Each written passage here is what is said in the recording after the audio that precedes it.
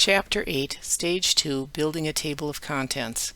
Before desktop publishing software automated the document design process, tables of contents and other lists were created manually from page proofs. You'd go through each page by page and write down the appropriate text, appropriate page number, and then you would sort and typeset those things and get those into the final document. It was extremely time consuming, and if you had to make any changes, then the entire piece would have to be rechecked one page at a time. So InDesign has a table of contents feature that automates this, and it's much faster and easier. It's based on the paragraph styles that are used throughout the layout. So if you're really good about applying styles, you can make a thorough, accurate table of contents simply based on the styles. So we would use headings like heading 1, heading 2, and heading 3 to show what the contents are and find what page they're on. We're going to define a table of contents style for our books. We want to have the front matter open as well as your book panel. In your pages panel, you're going to drag the E contents opener onto your pages next to the right of page 2. It's going to add pages 3 and 4 to your layout.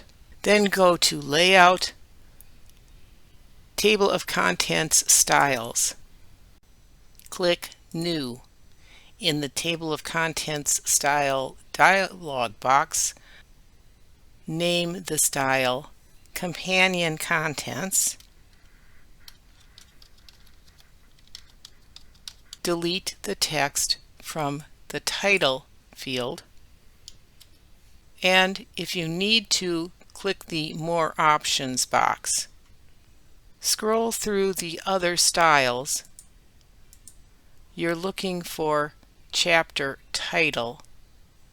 Select that and hit the Add button. In the midsection of the dialog box, choose TOC 1 in the Entry Style menu.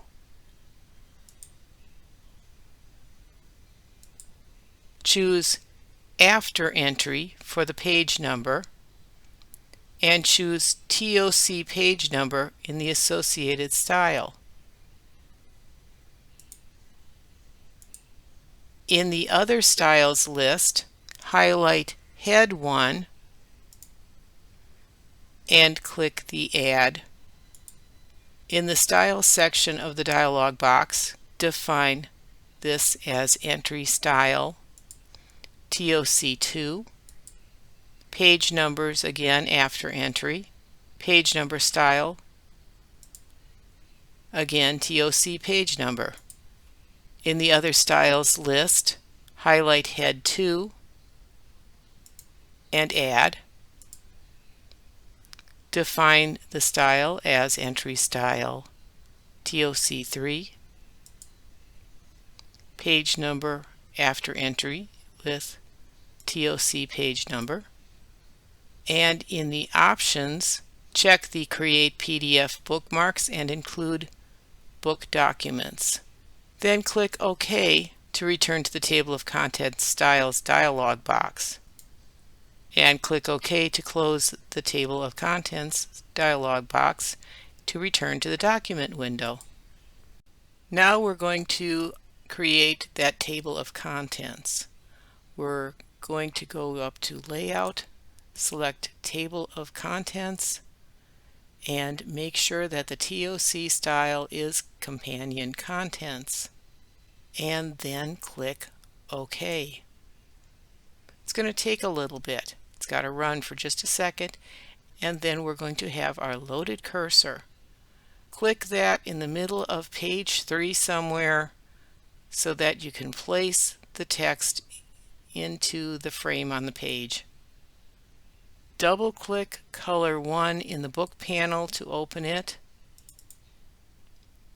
and navigate to page 1. Control Shift and click the frame containing the document title to detach that frame from the parent page. The table of contents built for this file reveals one problem. Text that exists only on the parent page is not included in the completed list.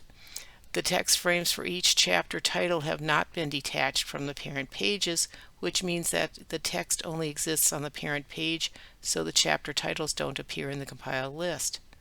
Save this now and close it, and we're going to do the same thing for the first page of Design 1.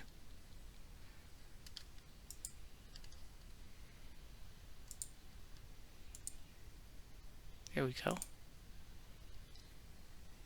Back in the contents page, put an insertion point anywhere within the current table of contents, and then choose Layout, Update Table of Contents, and our missing titles have now been added.